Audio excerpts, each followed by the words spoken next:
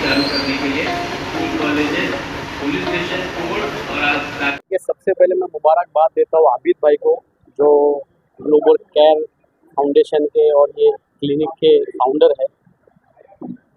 बहुत मुबारकबाद देता हूँ और मैं बहुत खुश हूँ कि नौजवान लोग जो है वो आगे आके समाज की खिदमत करने की कोशिश कर रहे हैं।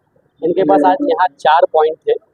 पहला पॉइंट था कि जो बेगुनाह बच्चे जेल में किसी भी बेवजह से कैद है, उनकी ज़मानत के लिए 2-5 हज़ार रुपये की रिक्वायरमेंट है और वो फुलफ़िल नहीं कर पा रहे उस चीज़ों को और वो फंसे हुए हैं। ऐसे लोगों को छुड़ाना, या किसी नौजवान ने, किसी माइनर ने कोई ऐसा क्राइम किया है जिसमें वो मुब्तला नहीं था, बेगुनाह फंस गया है और उनके घर वालों के पास पैसे नहीं है, तो वैसे लोगों की नई ज़िंदगी शुरू करने के लिए उन्हें जेल से रिहा करा के उन्हें नई ज़िंदगी की शुरुआत करने का मौका देंगे।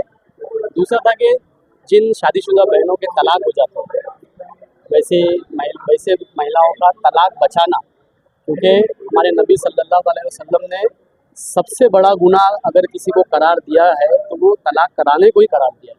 तो ये बहुत अच्छा एक सराहनीय काम है जो मुझे लगता है कि तीसरा जो प्रॉपर्टी के विवाद है वो ऐसे है, वो मुझे लगता है कि आज समाज को जो तरीके से एनजीओ ने संभाला है वो बहुत ही ज़रूरी काम है। और एनजीओ के जो लोग हैं वो जो अपना काम करते हैं, अपना घर परिवार चलाने के बाद दूसरों की मदद करने का काम वही एनजीओ करती है, और ये ऊपर वाले की ताकत के बगैर, ऊपर वाले की मर्जी के बगैर पॉसिबल नहीं है।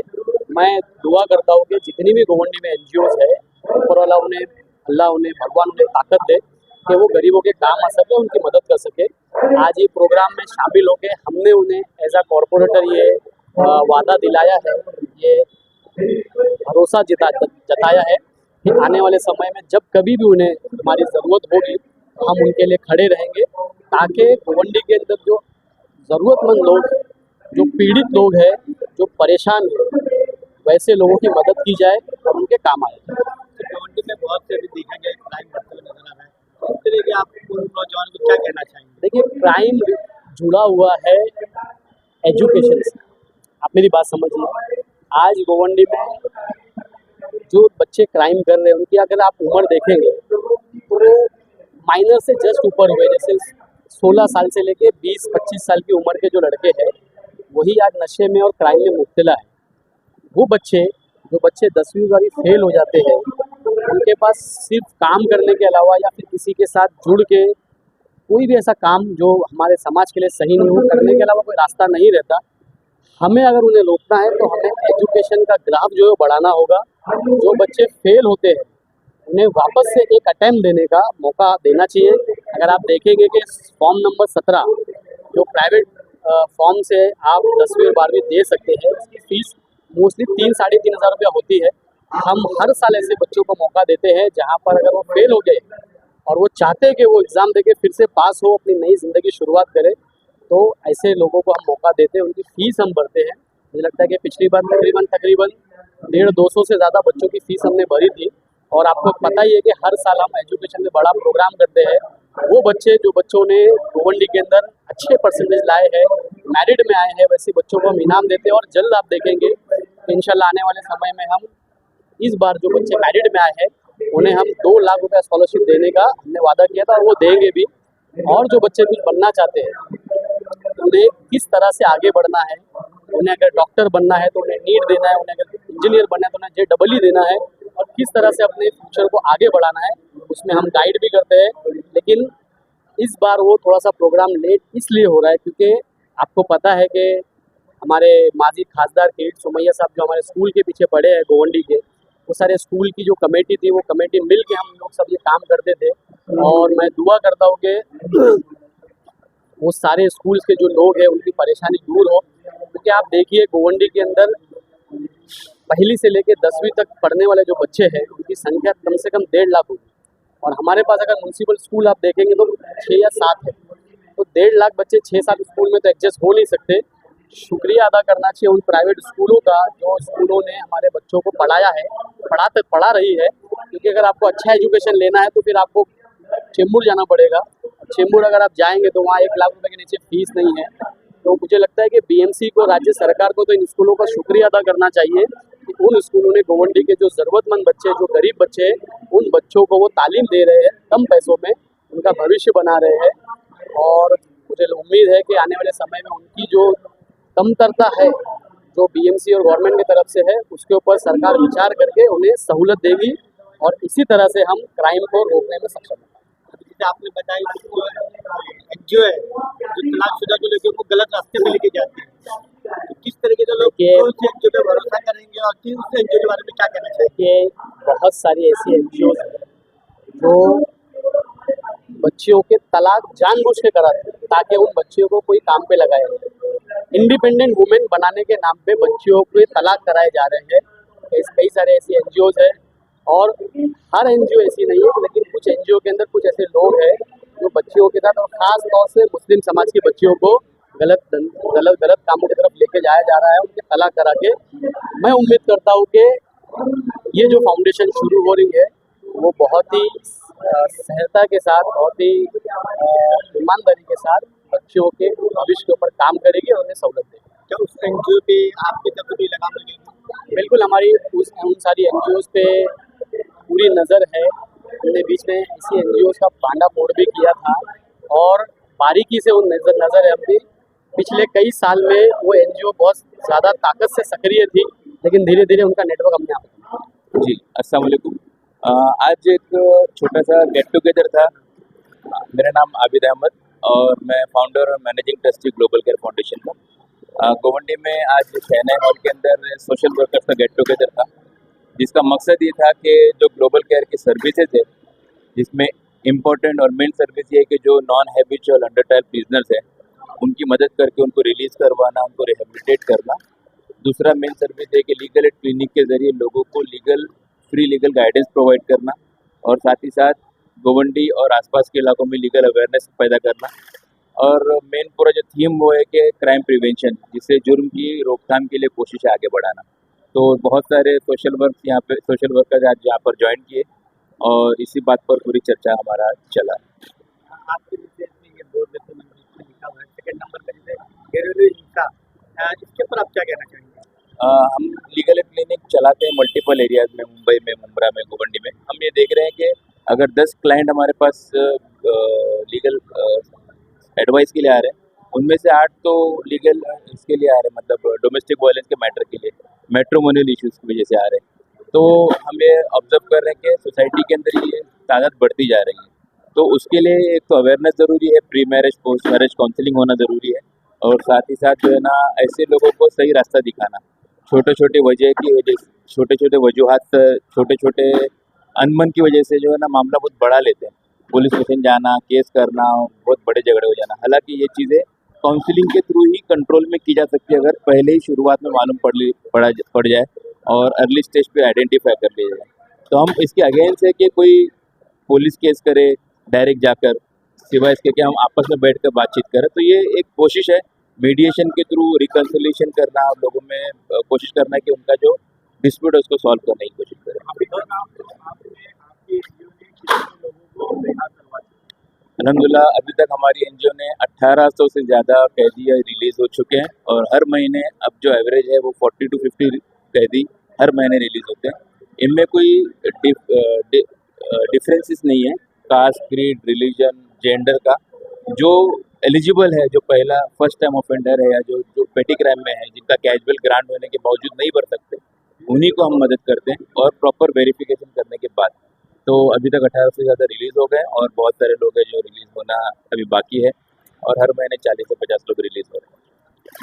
बहुत से लोगों का ये इल्ज़ाम भी होता है, ऐसा बोलने का ये रहता है कि जो फीमेल होती है वो झूठा इल्ज़ाम लगाती है जेंट्स के ऊपर, मर्द के ऊपर, अपने शौहर के ऊपर, उसके ऊपर, तो उनको सपोर्ट नहीं मिलता है। तो उन मर्दों के लिए आप क्या कहना चाहेंगे, उस केस को आप कैसा देखते हैं? देखो क्या है कि कोई भी बीमारी अगर जल्दी पकड़ ली जाए उसका इलाज आसान होता है। इवन कैंसर, आप समझते हो इस बात को कि अगर घर के अंदर कोई कपल का डिस्प्यूट है और डिस्प्यूट को वो लोग एक्सेप्ट करें कि हाँ हमारे बीच में शायद कुछ बात का अनबन है और उसके लिए वो लोग सही कंसल्टेशन करें, चाहे वो घर के बड़े हो, चाहे वो सोसाइटी में साइकोलॉजिस्ट हो, मैरिज काउंसिलर हो, अगर जाकर अपने मामला को हल करने की कोशिश करें तो वो बात उधर आगे ना बढ़े।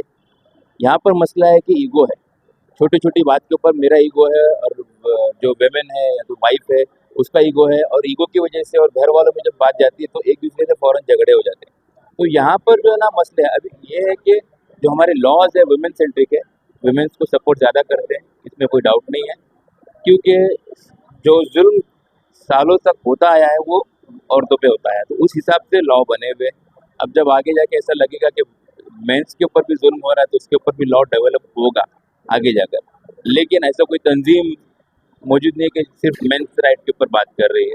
राइट्स होता है ह्यूमन राइट या फिर स्पेशल राइट होता है वुमेन्स बहुत राइट। ऐसे मर्द भी हैं जो हाँ, वो लोग लीगल एडवाइस, देखो हम तो लीगल एडवाइस देने के लिए रेडी है। पत्नी पीड़ित हैं। हाँ, पत्नी पीड़ित उसको बोल सकते हैं, बहुत सारे लोगों ने कैंपेन भी किए।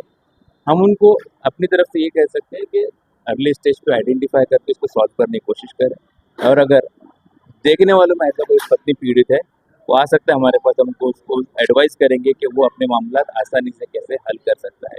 हमारी पूरी कोशिश होती है और हमारे लॉयर्स एक्सपर्ट है इस चीज़ों के अंदर। तमाम जनता से आप क्या अपील करते हैं?